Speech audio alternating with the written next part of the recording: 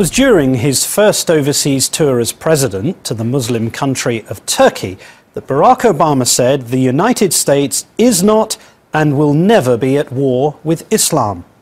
Which is why our next story is provoking so much controversy. It concerns inscriptions that refer to biblical texts on weapons being deployed by American forces. Here's our chief investigative correspondent, Brian Ross. Brian? Martin, to prevent the suspicion, the United States is conducting a Christian crusade against Muslims. Members of the U.S. military in Iraq and Afghanistan are strictly prohibited from proselytizing, promoting any religion, faith, or practice. It's called General Order Number 1. But apparently, one of the Pentagon's big suppliers never got the memo. Some soldiers call them Jesus rifles. That's because the sights on their guns, including this one used to train soldiers in Iraq, contain a secret coded reference to New Testament passages about Jesus Christ. Here, JN 812, a reference to the book of John, chapter 8, verse 12, which reads in part, "Then spake Jesus again unto them, saying, I am the light of the world." They know it's wrong, and it's not just wrong, it's an outrage. Michael Weinstein runs the Military Religious Freedom Foundation, which claims thousands of members in the U.S. military who he says are endangered by the secret Bible codes. It is a big deal. We've had many soldiers reach out to us.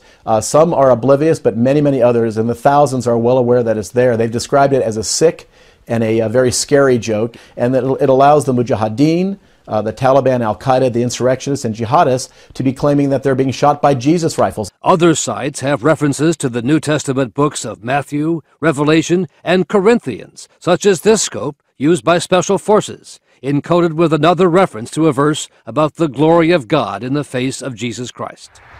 The rifle sights are produced by the Trigicon Company of Wixom, Michigan, which has almost $1 billion in Pentagon contracts.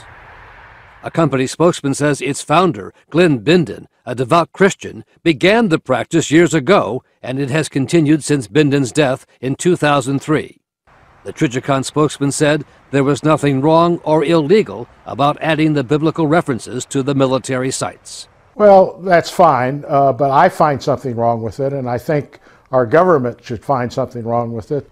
Retired Major General William Nash commanded the 1st Brigade of the 3rd Armored Division during Desert Storm in Iraq. He is now an ABC News consultant. There's a lot of organizations that provide Bibles to soldiers and Torah and and even copies of the Quran are given out to our soldiers. I have no problem with that, but I do have problems with military equipment being labeled in such a way that it seems like it's our God against their God. General Nash says the Pentagon should make the company remove the biblical codes. They should fix them all. They do a modification on the sites to take off those inscriptions, and if they fail to do that, they should be penalized monetarily.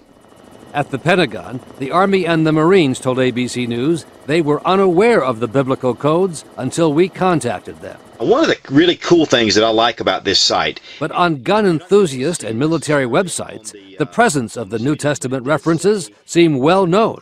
As this gun reviewer pointed out, the passage from the book of John. I love it. I love it. Yes, Trigicon, those guys are Christians. And, you know, they're just, and all of their different sites, they have verses on there. So just a little neat side note. And for those of you who aren't Christians, well, you know, whatever, get over it. All right. So anyway.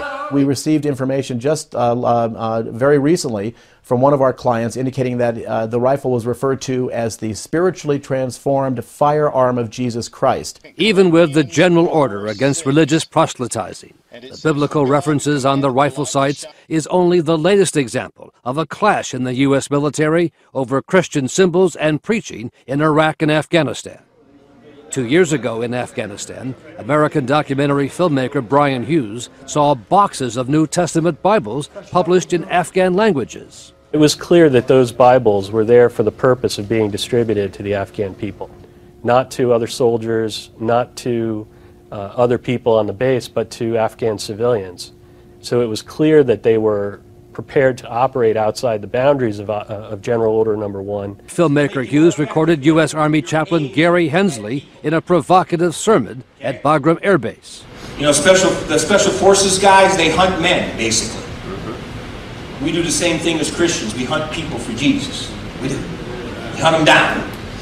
Get the hound of heaven after them. So we get them in the kingdom. Right? That's what we do. That's our business.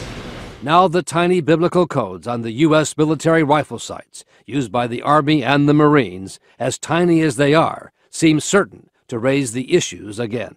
We're training the Iraqis and the Afghans, the members of the military, on these very same weapons. They're training on weapons with biblical references from the New Testament on there. It's unbelievable. This is how we're going to win friends. It's not known precisely how many of the rifle sights with the secret Bible codes are now in use by the military. But the Trijicon Company just received a $660 million contract to be the sole supplier to the U.S. Marine Corps, and its sights are the preferred choice of the U.S. Special Forces. As of tonight, the military was still trying to figure out what, if anything, it plans to do about that.